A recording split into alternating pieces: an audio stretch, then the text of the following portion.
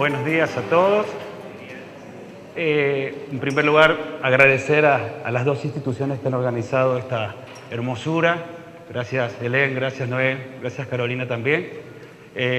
Tengo una emoción bastante grande porque como argentino siempre me pregunté por qué estábamos tan distanciados. Y tan altas son los Andes para estar tan distanciados. Y que la neurociencia nos una, que es una de mis grandes pasiones, me hace doblemente feliz. Acercarme a ustedes, estar en Chile, para mí es un placer, un momento de esos de la vida únicos. Cuando me dijeron de venir, fue wow, salir de Argentina y poder estar acá y vencer esta cordillera me hace muy feliz. Estoy muy feliz de estar acá, más allá de estar muy nervioso porque estoy atacando y lleno de adrenalina, que me encanta también. Esos son momentos de la vida únicos. Así que gracias por esta idea y por compartirla conmigo y que estén conmigo también. Bueno, vamos a empezar. La primera pregunta y la base de todo esto es ¿por qué en el aula vemos esto, ¿no? Apatía, distracción, uso de celulares, falta de motivación, ausencias. ¿Qué está pasando? Y yo creo que la base de una de las principales causas de esto es lo que dice acá. Quizás como profesores estamos dedicándonos demasiado a preparar las clases, los exámenes, los PowerPoints, lo que vamos a decir, y no estamos prestando atención a cómo podemos mejorar el aprendizaje de los alumnos.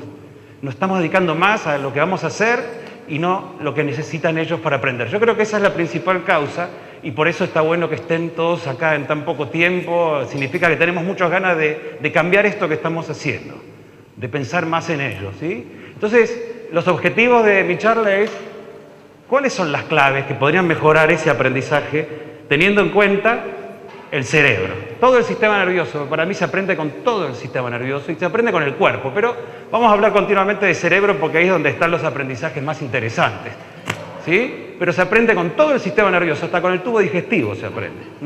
Y con el cuerpo también, todo el cuerpo, los músculos, todas las vísceras, todo. Aprendemos con todo el cuerpo, pero es cierto que lo más interesante hasta ahora está en el cerebro. Entonces, vamos a conocer algunas claves. Voy a tratar de justificar ¿en qué se basan esas claves? O sea, cada clave va a tratar de tener una justificación desde la neurociencia.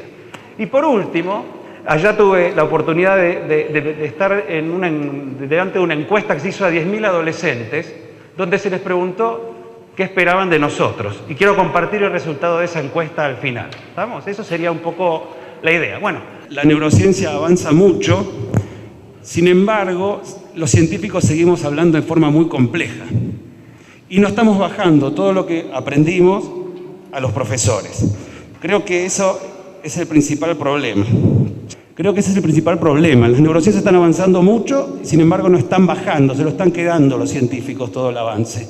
Entonces esto es lo bueno de estas jornadas y de que haya gente que tenga ganas de hacerlo fácil, de transformarlo en algo que todos puedan entender. Porque en este avance ya han roto un montón de cosas que se decían, ¿no? Que el cerebro era algo rígido, que a medida que pasaban los años se nos morían las neuronas todo el tiempo, ¿vieron? Uno pensaba, hoy cuando sea anciano ya no voy a poder hacer nada, que las neuronas no se reproducen, la estrella siempre es la neurona y sin embargo hoy también es la glía, que es una compañera de la neurona, las dos son fundamentales. Entonces se va rompiendo un montón de comentarios, que el cerebro es rígido, como les decía, que el saber no ocupa lugar, uno de los principales errores que vamos a demostrar dentro de un ratito. Entonces, esta es un poquito la idea. Vamos a meternos entonces a las bases, como dice ahí, biológicas y neurológicas del aprendizaje. La idea es simple, somos hermosos, somos perfectos, sin embargo, somos como las mariposas. No estamos hace mucho tiempo en la Tierra. Y ahora hay un cuadro ahí que saqué de un libro excelente que se llama El cerebro del rey, de Karin Tussell, que él dice, si la Tierra se formó hace 5.000 millones de años, nosotros estamos apenas hace 150.000 años. Como docente que soy, trato de hacer didáctica las cosas, y fíjense que él lo hace también y dice, ahora hagámoslo fácil. Pensemos que 5.000 millones de años son 25 años. ¿Cuánto llevamos en la Tierra? Fíjense qué impresionante, 5 horas. ¿Está bien? ¿Se entiende el cuadro? O sea, nuestro cerebro es joven. la ciencia, la tecnología está avanzando mucho más que nuestro cerebro, muchísimo más. Ahora, ¿y esto, entonces, para qué sirve el cerebro? ¿Cuál es la idea? Siempre lo pregunto, pero bueno, vamos a pensar que alguien contestó. Uno piensa en la razón, piensa en las cosas, el lenguaje, la música. Sin embargo, nuestro cerebro joven, la gran función que tiene es, esta me gusta más, cuidarnos del entorno. Está todo el tiempo prestando muchísima atención a ese entorno que nos rodea para sobrevivir. Esa es la principal función de nuestro cerebro, sobrevivir al entorno.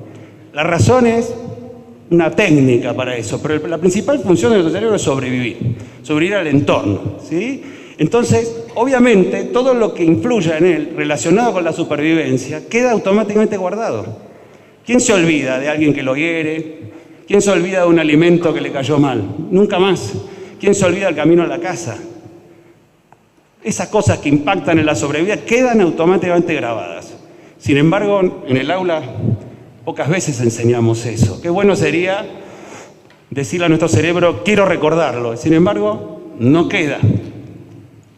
Voy a decir una frase ahora que a veces tardo en decirla y es muy dura en general cuando doy estas charlas.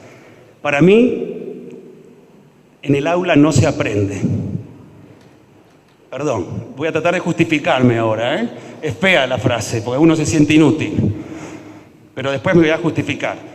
Para mí, en el aula no se aprende, excepto que involucremos, como voy a decirles dentro de un ratito, el cuerpo, o que hagamos otras cosas que vamos a seguir. Pero en general, ¿sí? En el aula se entiende, que ya es un montón. Se empieza a hacer una trama, pero para mí en el aula no se aprende y eso lo tenemos que saber, excepto que involucremos el cuerpo. Ahora después lo voy a justificar. Entonces, lo que les decía, en el aula hay mucho más para aprender que sobrevivir, ¿sí? Pero sin embargo, ahí estamos nosotros, en esa aula. Vamos a empezar entonces a definir qué es aprender.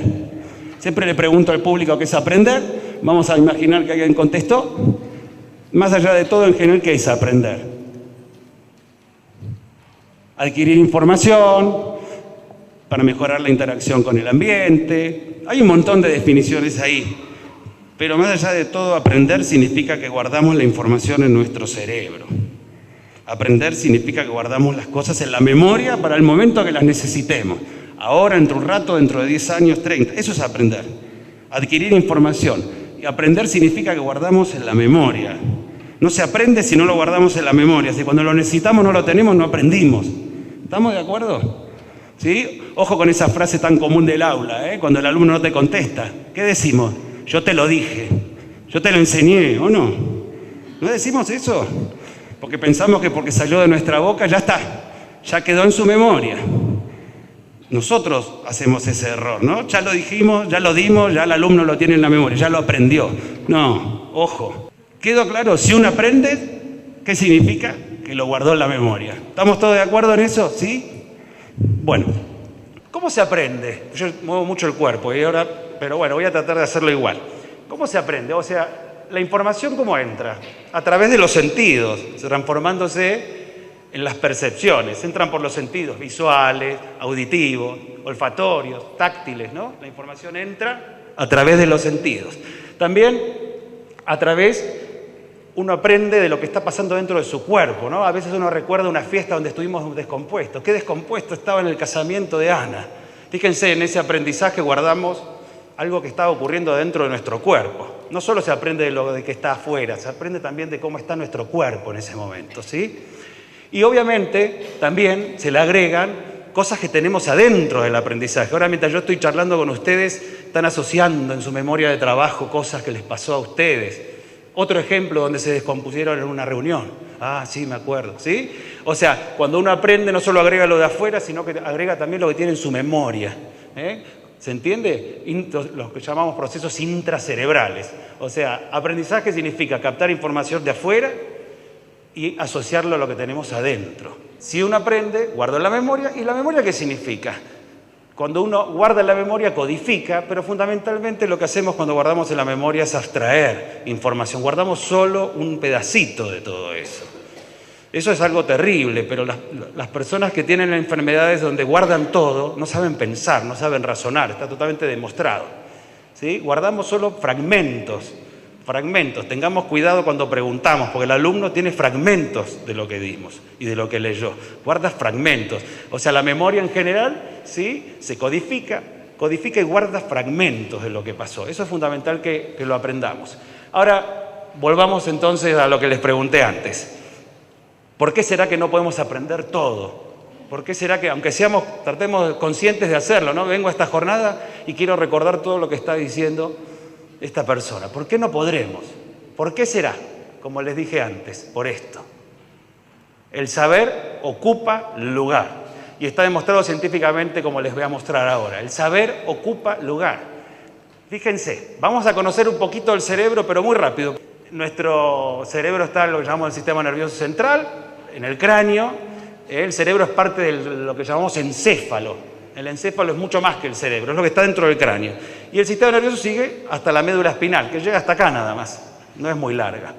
O sea, ese es nuestro sistema nervioso central, ¿sí? De ahí sale lo que llama el sistema nervioso periférico, sale a los costados y va a buscar información o hacer cosas. Siempre hay una parte aferente, sensitiva, y una eferente. Nosotros somos eso, captamos, procesamos y damos una respuesta. Y por eso tenemos este cablerío, ¿sí? Y obviamente ahí está el cerebro, la cosa más hermosa. Todos los que hemos estudiado esto es increíble, aunque es horrible, ¿eh? No sé, allá en Argentina se hacen canelones de seso, no sé si acá también. Y si uno toca el cerebro y lo ve anatómico, aunque sea el de un ser humano, es horrible, es gris, una papilla. Sin embargo, los dibujos ponen colores, hacen algo que sea hermosísimo, pero anatómicamente es muy feo, es uno de los órganos más feos. Sin embargo, es fascinante, es fascinante. Algunas estructuras ya me les mencionaron antes, la amígdala, el hipocampo, pero hay un montón, fíjense en esos colores que hay un montón de estructuras ahí adentro. Esto de afuera es aparentemente donde están los bancos de memoria, lo llama la corteza, como la corteza de un árbol, la corteza cerebral. Pero adentro hay un montón de otras estructuras. Y hay más que esas todavía, ¿Y qué son todas esas estructuras? Más bancos de memorias, de diferentes memorias. Eso es importante. Una de ellas, algunas ya les habló Rosana, como la amígdala y el hipocampo, que ahora voy a volver. Pero hay otras. Miren esta estructura con forma curva, el caudado. Las memorias de movimientos están ahí. Cómo bailamos, cómo caminamos, incluso lo guardamos ahí, ¿sí? Entonces, ahí adentro de toda esa masa está la maravilla de las neuronas. Esto es una representación tridimensional de un pedacito de corteza cerebral humana a escala, ¿sí? Hecha en Alemania. Obviamente esas son neuronas, vean las prolongaciones, los cables, las dendritas. Neurona, neuronita, dendrita, axón, ¿cómo era? Se conecta un montón, me encantó. Ahí están las neuronas. Esos espacios vacíos no existen. Ahí hay glía, que es otra célula que es fundamental. Se ha demostrado que neurona y glía son funcionalmente inseparables. Uno aprende usando las dos. Esta es la reina, pero la otra es la gemela. Entonces, ahí adentro tenemos estas neuronas. Estas neuronas, ya como dijo Rosana, primero les quiero mostrar la realidad. Esa es la neurona de libro.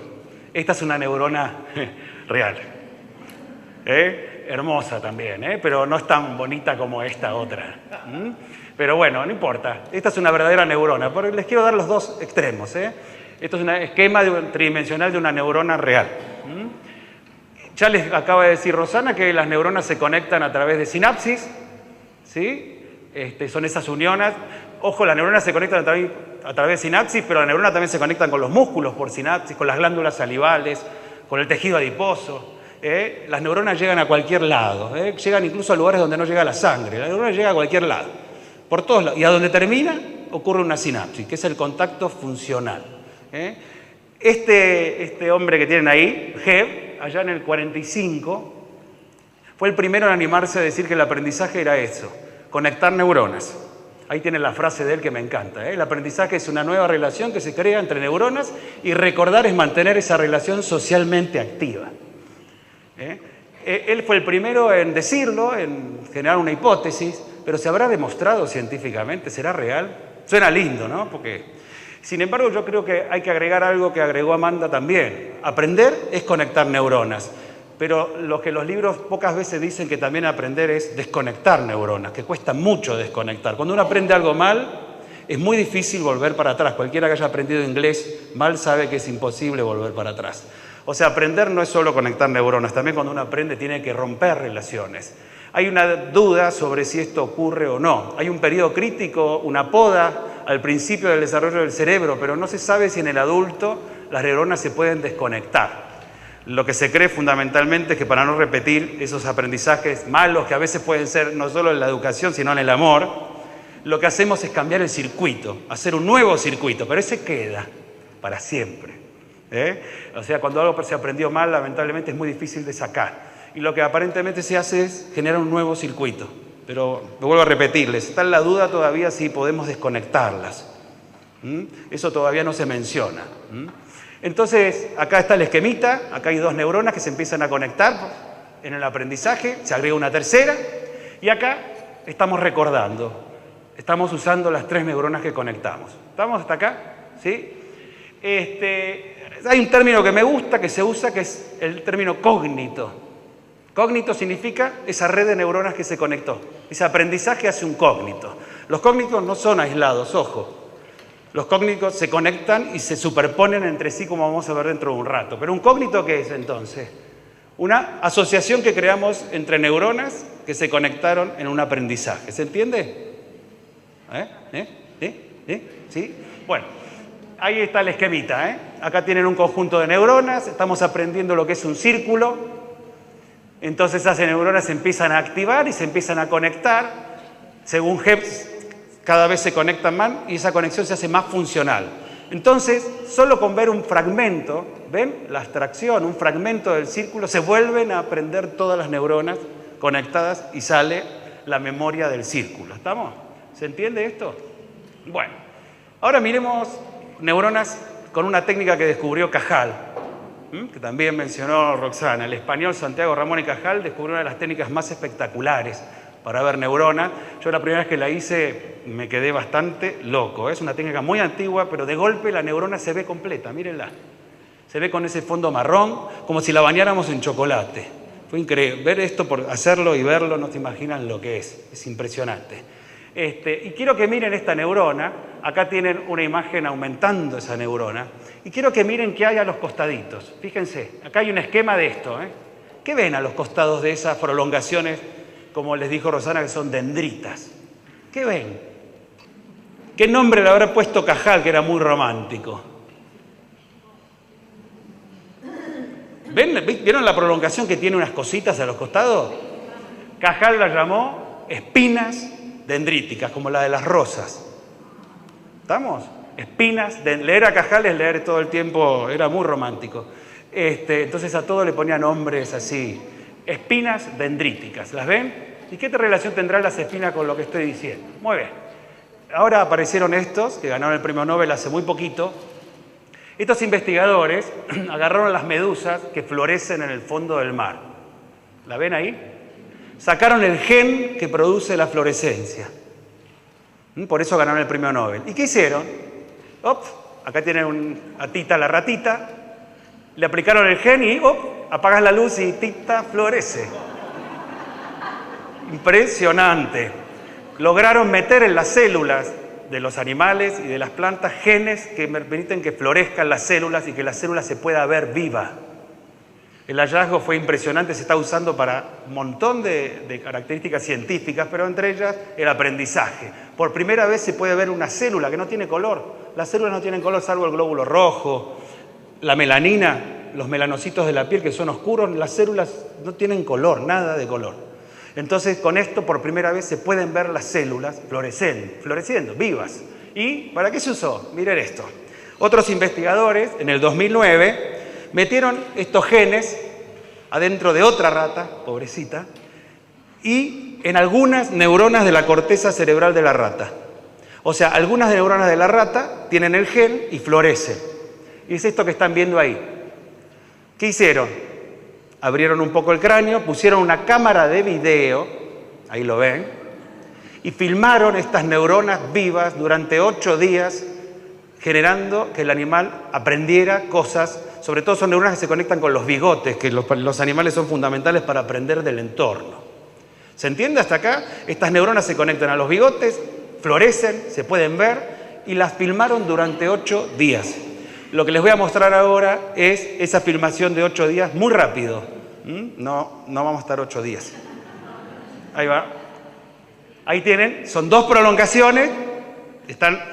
Esto es vuelvo para atrás, ven, acá tienen las dendritas de estas neuronas. Vamos a ver una región. Ahí va. ¿Se entiende? Estas son 2 dendritas y eso que se ve a los costados son las espinas. Vamos a ver entonces la animación de 8 días.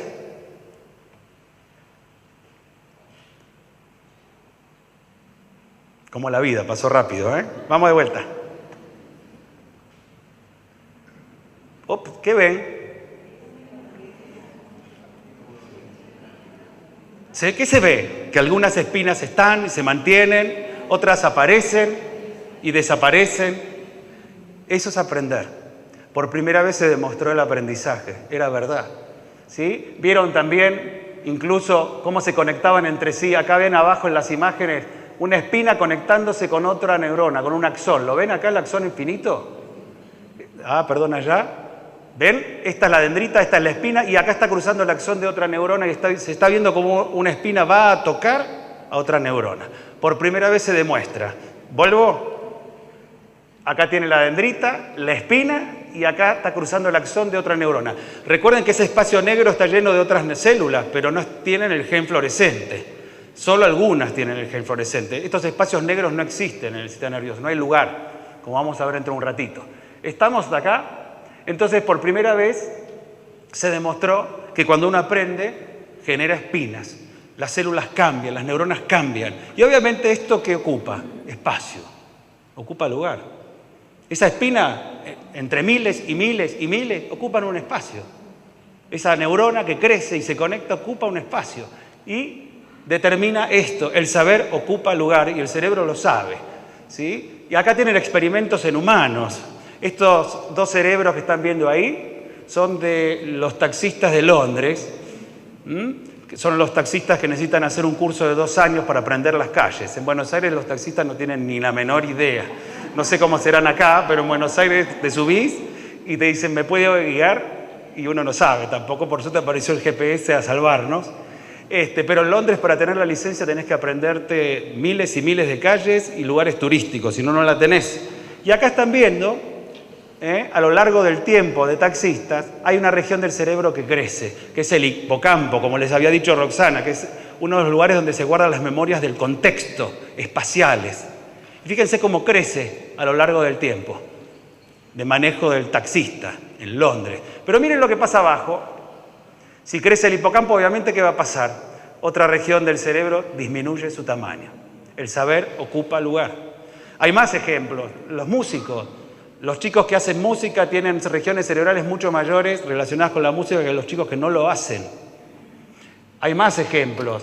Esto es un ejemplo espectacular en Alemania. Alumnos que se pasan 3 meses estudiando para un examen de ingreso a medicina. Fíjense qué impresionante cómo crece una región del cerebro, que es el lóbulo, una parte del lóbulo parietal, a lo largo de los 3 meses. Fíjense, hay una parte que explica que queda ahí en el lugar, pero hay un aumento de tamaño, tanto en el hipocampo como en una parte de la corteza cerebral. ¿Quedó claro entonces con estos 3 ejemplos? El saber ocupa lugar. Entonces acá viene la pregunta. No tenemos lugar. Siempre digo, nacemos terriblemente tontos. Si ustedes ven cómo nace un caballo, que hay en internet, van a ver que el caballo sale y se agarra la teta de la yegua. Nosotros salimos y si no nos agarra alguien no sabemos hacer nada. Nuestro cerebro sale... ¿Por qué? Porque si crece un poquito más, gente, no pasamos por canal de parto. No podríamos salir. Si se desarrolla un poquito más el cerebro, si se mieliniza, si se llena de espinas o pasa algo más, no pasamos por canal de parto. Ya nuestro cráneo incluso nace abierto, los huesos quedan separados para que el cerebro pueda darse el lugar de crecer un poco más repentinamente. Ven un nene de 4 años, pura cabeza. ¿Vieron? De golpe le crece la cabeza, es pura cabeza. Pero si hubiera crecido dentro de mamá, ahí estaríamos todavía. Entonces, como no hay espacio, ni para el desarrollo, ni después, el cerebro tiene que filtrar mucho lo que va a guardar. Por eso, si impacta en la sobrevida, ¿qué hace? ¡Tuc! Lo guarda. Cuando hay adrenalina, por ejemplo, como dando vueltas, que es cuando uno se estresa, cada vez que el cerebro está delante de algo que no maneja bien, genera estrés. Eso es el estrés, estar delante de algo que no manejamos bien. Eso es estrés. Cada vez que el cerebro se estresa, ¿qué hace? Libera adrenalina. ¿Y qué hace? Guarda lo que pasa. Cada vez que estamos delante de algo nuevo, vieron que Rosana en un momento les decía, hay que generar cambios y repetir, pero siempre generando algo nuevo, porque si el cerebro empieza a decir es lo de siempre, no lo guarda. Tiene que llamarle la atención para guardarlo. Entonces, si quiero, pero no podemos impactar todo el tiempo. ¿Qué hacemos? Bailamos, saltamos, gritamos, hacemos chistes. Llega un momento que el alumno también empieza a decir es lo de siempre, hace el mismo chiste de siempre. Y deja de generar estrés y deja de guardar la información. O sea, cada vez que ustedes estén delante, estamos saliendo de acá del colegio y casi nos atropella un auto, nunca más vamos a dejar de mirar hacia la izquierda o hacia la derecha cuando salimos del colegio. Fíjense, el cerebro no se puede dar el lujo de ver qué hago, ¿lo guardo o no lo guardo? Eso lo guarda. ¿Se entiende la idea? ¿Sí? O sea, todo lo que impacta en las emociones, impacta en la sobriedad, queda automáticamente guardado. Sin embargo, lo demás no se guarda. No se guarda en el aula las cosas, se quedan guardadas en el aula. Salvo que impactemos mucho al alumno, que le llamemos mucho la atención o que, como vamos a ver dentro de un ratito, involucremos el cuerpo. Cuando involucramos el cuerpo sí guardamos, que ahora van a ver. Pero ¿qué hacemos nosotros en el aula? Quédate quieto, no bosteces, el chico pobrecito está... ¿Vieron? Quédate quieto, no te estires, es mala educación, quédate quieto, quieto ahí. ¿Vieron? A lo largo de la charla, dentro de un rato van a ver que ustedes están quietos, se empiezan a mover, se levantan. ¿Por qué será eso? Vamos a seguir avanzando un poquito. Entonces, ¿cómo convencemos al cerebro? Ahí viene la primera clave. ¿Cómo hacemos que haga la espina? ¿Cómo lo podemos convencer? Obviamente, impactando. ¿Se puede impactar todo el tiempo? ¿Se puede impactar todo el tiempo? No. Entonces, ahí vamos. La primera clave, la clásica. ¿Cuántas veces le repetimos a nuestros alumnos? Repasar. Cuando veo mucho algo, el cerebro empieza a decir, si tanto lo ve, tanto lo repite, por algo será. Entonces, el repaso es la primera clave y quizás es la más importante de todo. Tenemos que convencer al cerebro de que lo que estoy leyendo es importante. El repaso es la primera clave. ¿Por qué? Porque cada vez que aprendo y que entiendo, empiezo a hacer la espina, empiezo a conectarme, me empiezo a conectar. ¿Pero qué hace? No es importante, mira, no lo vio más. Entonces, en cada repaso, la espina se mantiene, crece y queda. ¿Se entiende la idea? El repaso es la clave. Obviamente, si le agregamos novedad, como bien decía Rosana, 10 veces mejor. Pero el repaso es la clave. Con el repaso el cerebro empieza a convencerse, ¿sí? Y miren, igual, este trabajo que está muy bueno, lo primero que obviamente necesitamos para que el alumno empiece a aprender o a entender al menos, ¿qué es? La atención. Y ahí va, terrible, la atención. Que el cerebro diga, esto me interesa. Ahí va, Este cuadrito ya lo deben conocer, horrible. Yo igual, perdón, en general cuando pregunto en Buenos Aires a los profesores secundarios, les digo, ¿cuánto dura la atención? La mayoría me contesta, 45 minutos.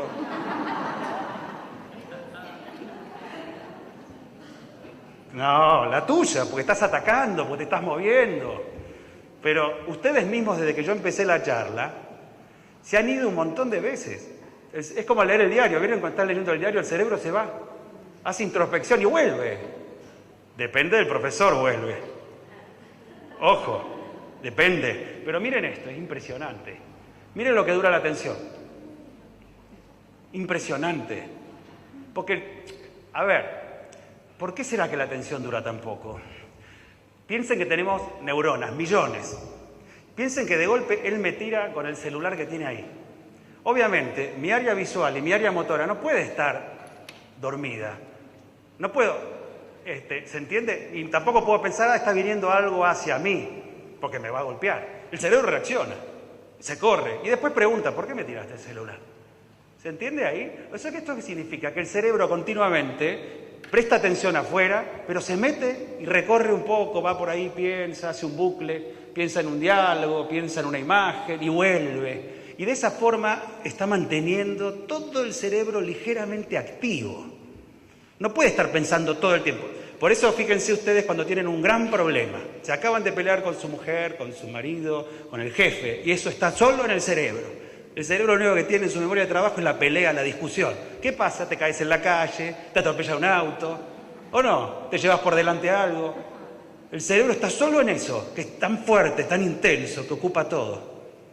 Y así te golpeás, así te caes, así te olvidás de lo que te dijeron.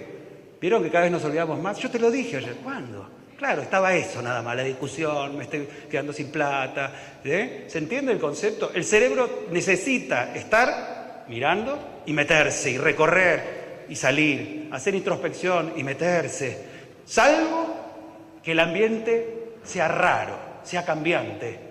Y el cerebro diga, oh, ojo, ojo, ojo, que puede haber algo ahí peligroso o raro. Entonces ahí sí está fuera todo el tiempo. ¿Quedó claro? Y además nosotros, acuérdense que somos terriblemente visuales. Necesitamos agradar al otro, entonces lo visual es fundamental. Y fundamentalmente nos conectamos con la mirada. Por eso es fundamental para... La atención se va. A ver, ahí vuelvo, ¿eh? Cada 15 minutos ustedes se va. Pero no se va para siempre, ¿eh? Excepto que el ambiente sea aburrido, que estén quietos, que un profesor haya apagado la luz para pasar el PowerPoint, que les haya dado la espalda, que hable siempre igual y que se haya quedado sentada. Un ambiente aburrido, quieto, que no cambia. Y encima el cuerpo no se puede mover, tampoco lo despierta el movimiento del cuerpo, el cerebro.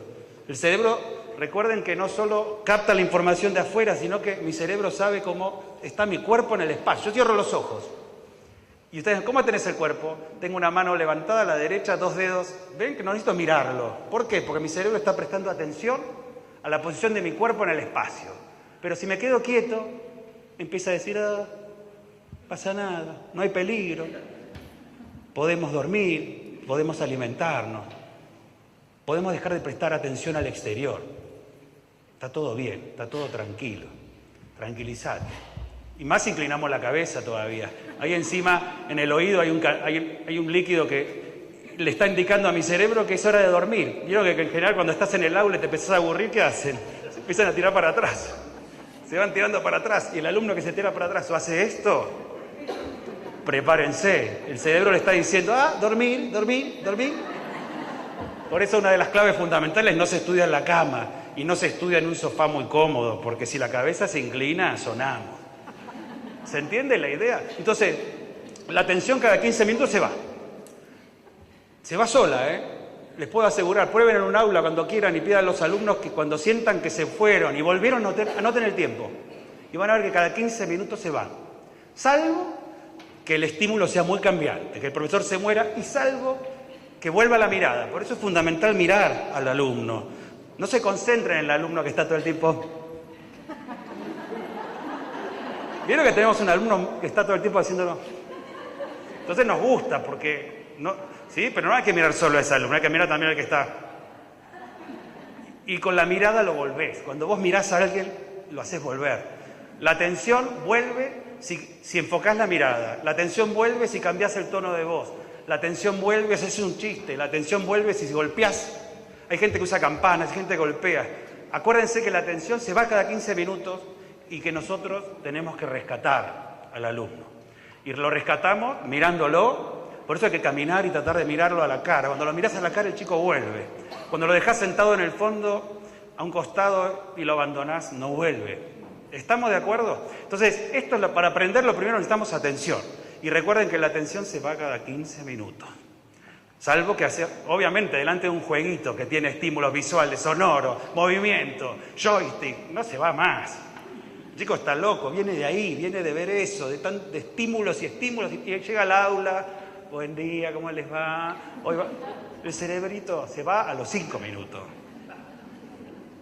Sí, porque ya encima viene tan estimulado de la computadora hasta las 4 de la mañana, que entra al aula y ya no sabemos qué hacer, y nosotros estamos cansados también. ¿Qué hacemos? ¿Cómo nos movemos? ¿Qué decimos? Tenemos que dar temas que a veces son ligeramente aburridos. ¿Cómo lo estimulamos? ¿Cómo lo logramos rescatar?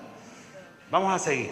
Pero lo primero es la atención. La atención hace que la información empiece a llegar al cerebro. Obviamente, eso es lo que les dije, dura 15 minutos y vuelve, va y vuelve, depende de qué tipo de educación. Miren, cualquiera que haya ido a un jardín de infantes es impresionante. Es impresionante. Ver un jardín de infantes es maravilloso. Como el chico va, viene, se distrae. No dura nada la atención. Pero bueno, La cosa es que la atención, ¿ven? Fluctúa. Sube, baja, y no pide permiso, se va sola.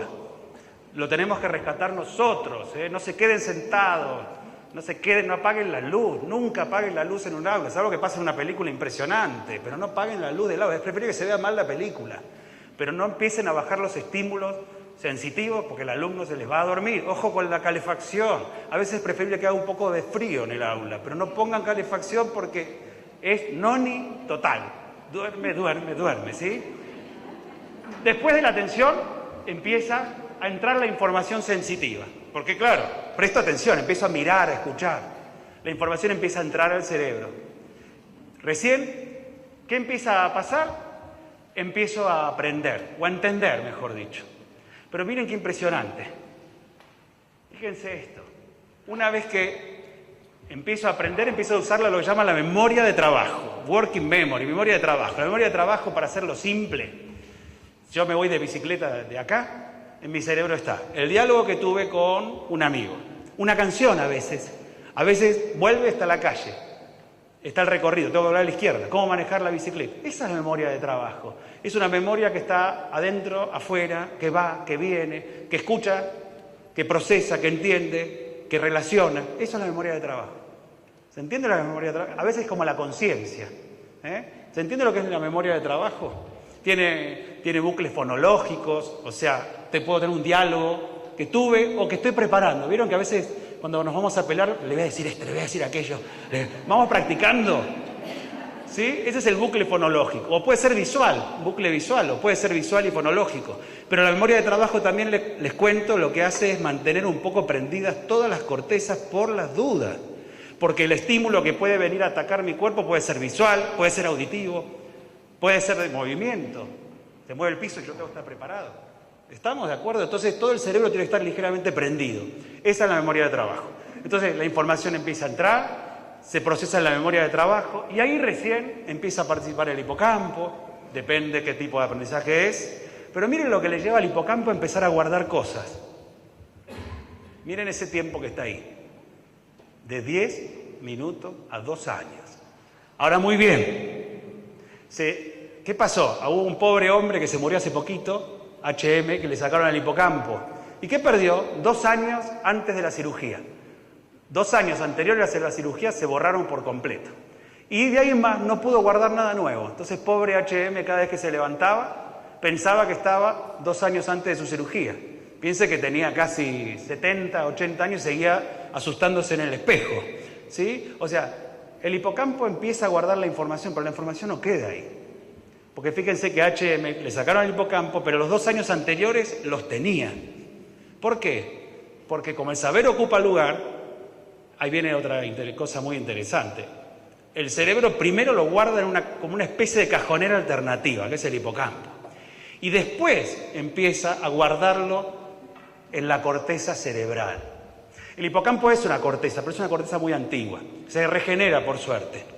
Por suerte se regenera. Es una de las pocas regiones que se regenera.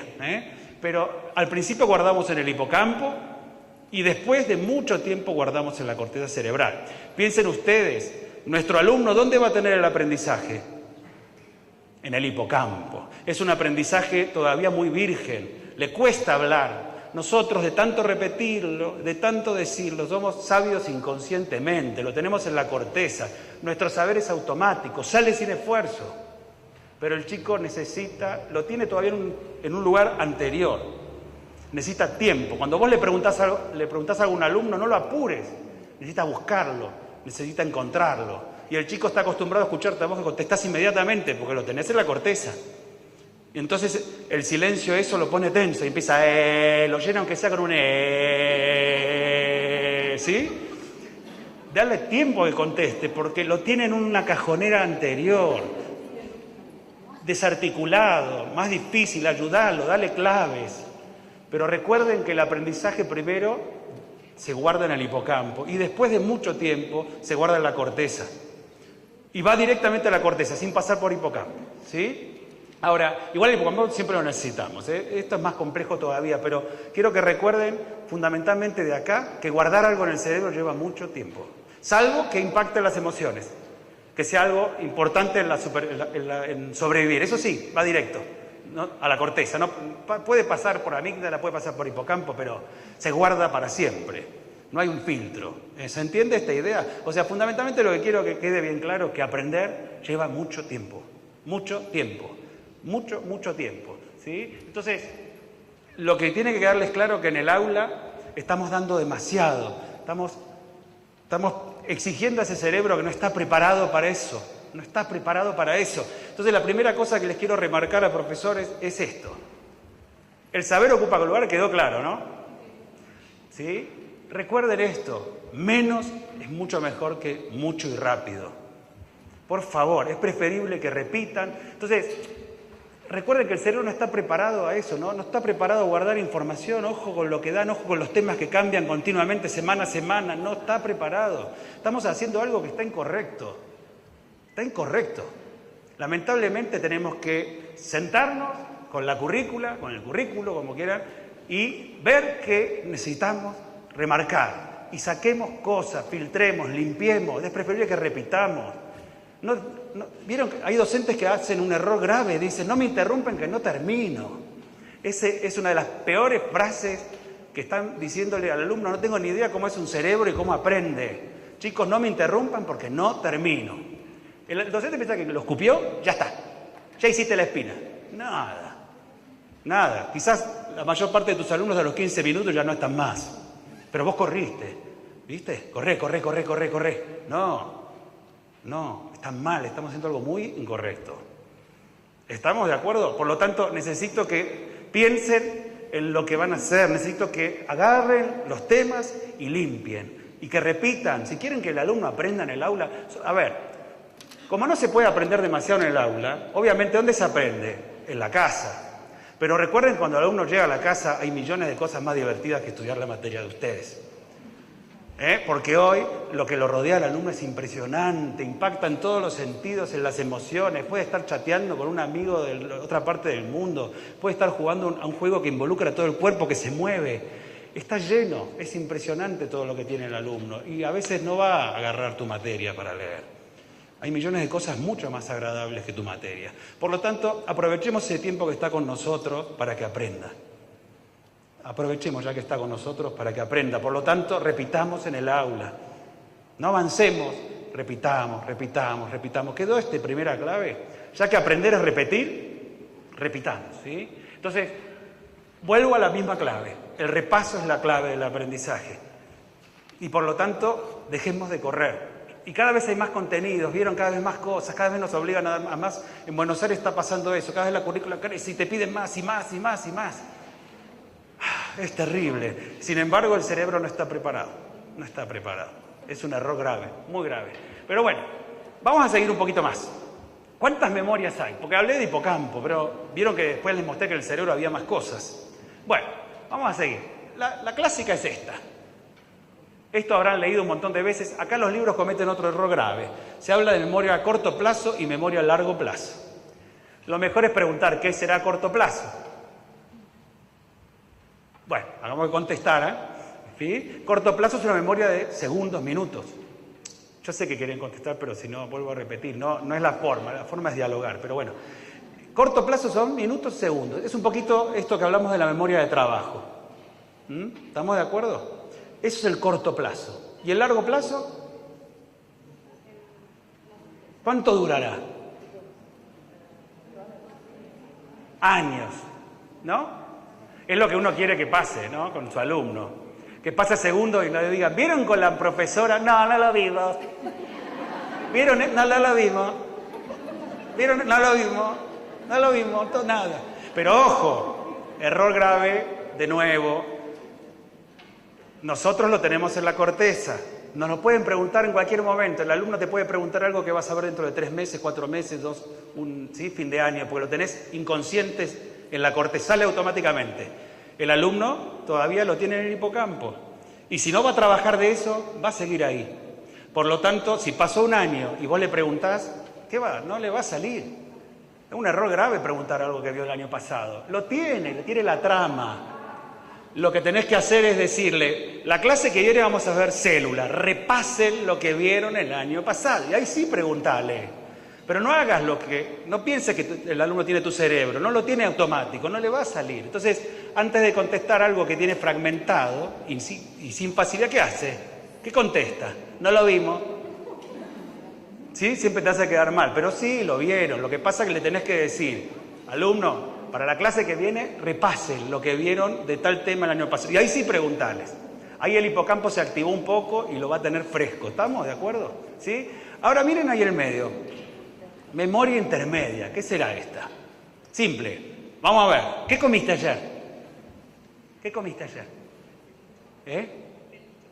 Pastel de choclo. Antes de ayer, a la noche. ¿Qué cenaste? ¡Apa! No se acuerda. Estamos empezando. ¿Dónde estacioné el auto hoy? Acá a 2 cuadras. ¿Y ayer? ¿Estamos viendo más o menos cuánto dura una memoria intermedia? ¿Cuánto está durando? ¿Un día? ¿2? Esta memoria es la que más usan los alumnos en el aula. Mañana tienen examen de célula. ¿Cómo les fue? Más o menos 4 o 5, que es una nota, lo que llamamos allá, límite para aprobar. ¿Estamos de acuerdo? Pero aprueban. Pasó una semana. ¿Qué orgánulos tiene la célula? ¿Qué dice el profesor? Chicos, lo vimos en la clase, lo vimos, se los tomé y lo sabía.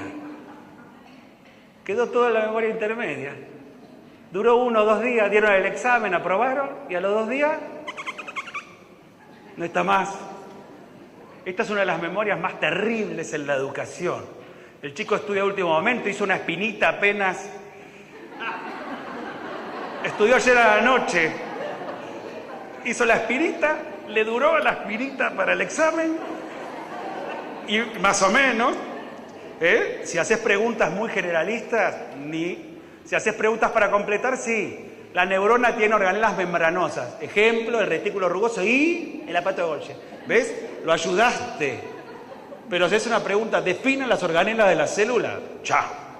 Entonces empezás a hacer exámenes donde parte de las espinas la pones vos. ¿Se entiende? Entonces ahí sí contesta bien, obviamente. Tiene espinas ahí, están todas así. Y obviamente duran 2 días y después... Y vos te sentís, qué bárbaro, pero aprobaron. Aprobaron. Sigamos entonces. Total, ya está.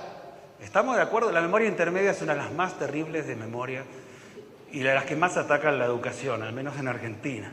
Por eso, la primera moraleja sobre esto es que cada examen siempre tiene que volver a tener contenidos del examen anterior. No podemos pensar que ya aprobaron, listo, sigamos. No. Cada examen tiene que ir agregando contenidos de lo que ya vieron, que lo repasen, que vuelvan a... ¿Se entiende la idea?